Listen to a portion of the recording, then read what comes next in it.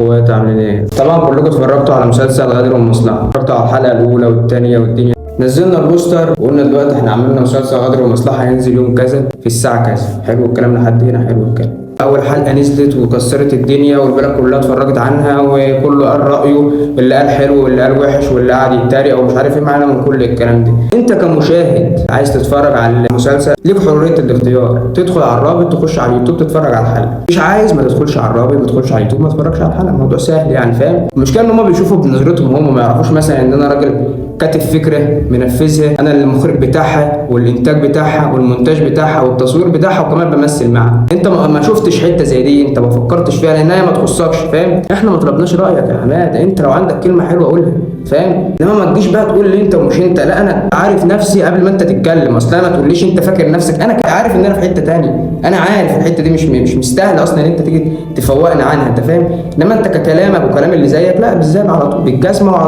والموضوع عدى، فاهم؟ يعني وده احنا مش هنيجي نقول لك تعالى اتفرج كده من بيتك، هنقول لك من البيت كده اتفرج علينا والنبي اعمل لنا لايك.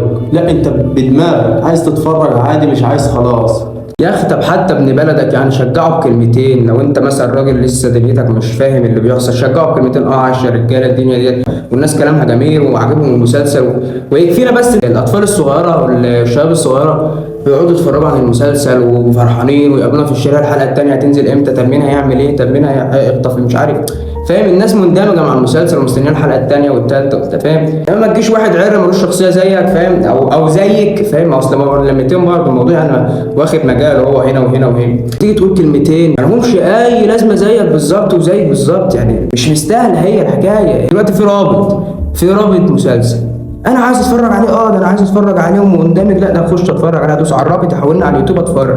مش عايز بس خلاص نعدي الموضوع. واحده ماشيه مع واحد، ايه ده؟ طب ايه رايك في اللي هم عملوه ده هيافه وتفاوع عيال بنت وبنت وبنت. طب ما تيجوا يا اولاد انتوا تقولوا في وشنا، ما تيجوا تقولوا في وشنا يا كلاب. ليه يعني؟ ليه الكلام في الظهر يا اولاد؟ ما تبقوش بلد اكل عيشكم الكلام. انا اصلا رايكم دوت قسما بالله ولا مزعلني في حاجه ولا مضايقني في حاجه. انت عارف اللي مضايقني في ايه؟ بتيجوا قدامنا ما بتعرفوش تقولوا حاجه، بتضحكوا والدنيا جميله ومسلسل مكسر الدنيا وفي حتت كوميديه وحتت جميله، مثلا الصوت عايز يتظبط شويه، الصوت عايز يعلى شويه، الدنيا ديت راي الناس على دماغنا وعلى راسنا. انت دلوقتي راجل جيت قلت رايك، المسلسل جميل والدنيا تمام، بس ناقصه مثلا الصوت يعلى، ناقص مايكات، ناقص اضاءه، مش عارف ايه. احنا دلوقتي لسه بادئين، فاهم؟ لما انا ابقى دلوقتي عارف وعامل فكره وقلت الفكره دي مثلا ممكن تجيب مع الناس واحسن من ناس كتير ومقطع على ناس كتير في المجال اصلا، وانا قاعد مش محتاج، اصل العالي عالي باصله مش بمشاهداته، انت فاهم؟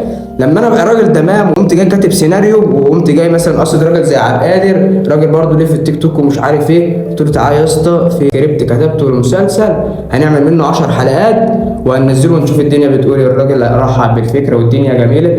جه حسن نفس الحوار قال انا معاك، وجه عبد الله نفس الحوار انا معاك.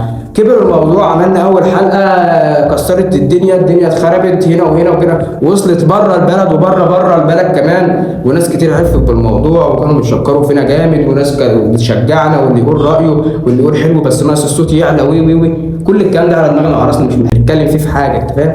انما دلوقتي احنا بنتكلم في حته ان انت مثلا راجل شفت الفيديو اي حاجه او غلط او غلطت في حد او غلطت مثلا في الشخصيات اللي في المسلسل اللي هم طالعين بدور مثلا، وليكن واحد سارق توك توك، واحد مش عارف بتاع مشاكل، فاهم؟ خدت انت الموضوع يعني نسيت ايه ده حرامي في المسلسل، لا يبقى هو حرامي في الحقيقه، هو شكله حرامي والكلام ده. ما هو ده بيعبر على البيئه اللي انت جاي منها، انت عيل زريبه، وبالذات البنات بقى. انا برضو في بنات برضو واخدين الموضوع برضو جد، مسلسل حلو وعندنا مشاهير في البلد ومش عارف ايه، واخدين الموضوع كويس مش زعلانين، انت فاهم؟ وبيشجعونا كمان، وفي ناس منهم بيدخلوا يتفرجوا على المسلسل والدنيا جميله وكل حاجه. لما تيجي بقى واحده تحب ترسم الموضوع على العيال اللي هي بتكلمه، فاهم؟ يقول لك ده في ايه رايك في كذا، لا ده عيال هايفه بنت مش عارف ايه. لما تيجوا يا اولاد تقفوا في وشنا ده قسما بالله الله يرحم يا اخي، الله يرحم لما كان الواحد يشوف حاجه غلط كده بتحصل في البلد كنت اخش اقول لا يا اسطى ما ينفعش كذا وما ينفعش كذا، فيديو يطلع لكذا، لا يا باشا احنا عندنا ولايه امسح الفيديو وما ينفعش وما يصحش اللي بيحصل ده. كنت انا اللي بقول الكلام ده دلوقتي.